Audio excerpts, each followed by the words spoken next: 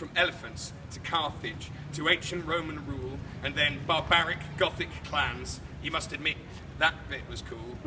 And then Islam took on Charlemagne, but Charlemagne was best, and the king appointed Wilfrid with the very hairy chest.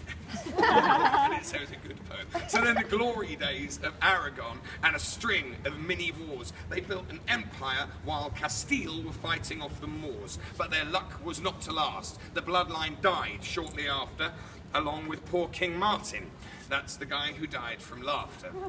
A string of bad decisions left this place in disrepair, like telling Christopher Columbus to go find your cash elsewhere. And then a crumbling economy among their growing fears, and then the whole of Europe went to war for 30 years. So they sided with the French. Foolish move, it's fair to say, because Barcelona was defeated and the French just ran away.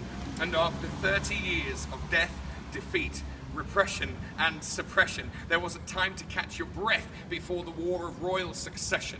Now they should have backed the Bourbon King of France, but wouldn't budge, because you might say, understandably, they still held quite a grudge. So, surprise, surprise, they went and chose the wrong side yet again. And in 1714, they were abandoned by their friends.